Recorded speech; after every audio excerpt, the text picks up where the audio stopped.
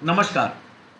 भारत में सर्वाधिक शारीरिक शिक्षा कॉलेजों की स्थापना आजादी से पहले किस दौर में हुई और उसका कारण क्या रहा?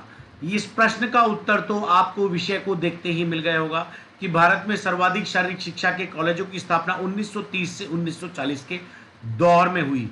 लेकिन ऐसा क्या कारण रहा कि इन 10 वर्षों में ही सबसे ज्यादा शारीरिक शिक्षा के कॉलेजों की स्थापना हुई? इससे पहले या इसके बाद क्यों नहीं हुई? तो इसका एक कारण मैं आपके सामने स्पष्ट कर देता हूं। भारत में शारीरिक शिक्षा के पतन की शुरुआत 1835 से लॉर्ड मैकाले के समय से शुरू हो गई थी। लॉर्ड मैकाले ने भारत की शारीरिक शिक्षा पद्धति को विध्वंस करना शुरू कर दिया। 1882 में भारतीय शिक्षा आयोग हंटर कमीशन की स्थापना के साथ भारतीयों को यह झांसा दिया गया कि आप लोगों की शारीरिक शिक्षा को पुनः उठाने का काम किया जा रहा है, लेकिन ऐसा कुछ था नहीं।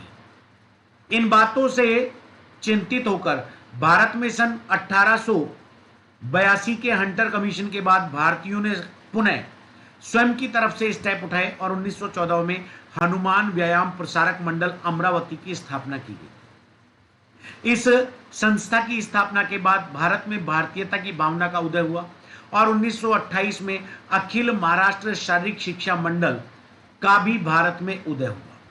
इन दो संस्थाओं के बाद भारत में भारतीयता की भावना जागृत हुई और कांग्रेस, जो वर्तमान कांग्रेस है, जो उस वक्त भी कांग्रेस हुआ करती थी, उसके तत्कालीन नेताओं ने एचवीपीएम अमरावती की विजिट करना शुरू किया और उन्होंने देखा कि ये तो एक राष्ट्रवादी संस्था है और यहाँ से राष्ट्र को समर्पित नौजवान जो है वो इजीली मिल सकते हैं।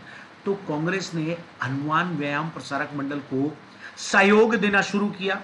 सन 1935 में भारत में अंग्रेजी शासन के अधीन भारतीय प्रांतीय सरकार की स्थापना हुई। भारतीय प्रांतीय सरकार की स्थापना में अधिकतर प्रांतों में कांग्रेस जीती।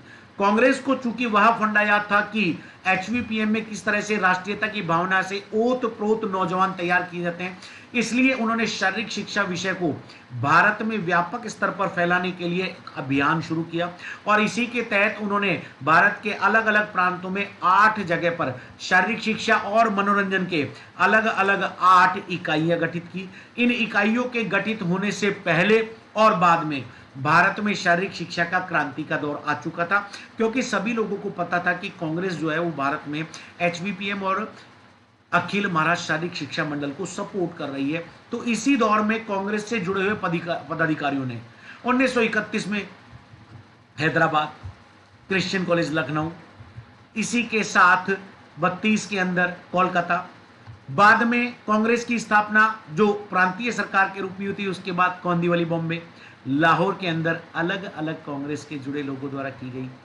जेम्स बुशमैन ने कोलकाता में, ह्यूम ने या होम ने लाहौर में, इसी के साथ डब्ल्यू टेड ने हैदराबाद कॉलेज में स्थापना में सहायता की। इस तरह अलग अलग लोगों की सहायता के साथ, हालांकि उनका main role Christian College Lucknow के अंदर ज़्यादा रहा था, लेकिन शुरुआती क्रांति वहीं से जगाई गई थी और उन्हें लखनऊ के क्रिश्चियन कॉलेज का संस्थापक भी कहा जाता है। तो कांग्रेस से जुड़े जुड़े अधिक अधिकारियों ने इन 10 सालों के अंदर भारत में शारीरिक शिक्षा को व्यापक स्तर पर फैलाने का काम किया ताकि राष्ट्रीय आंदोलन में इनसे मदद मिल सके और भारत उसमें सफल भी हुआ।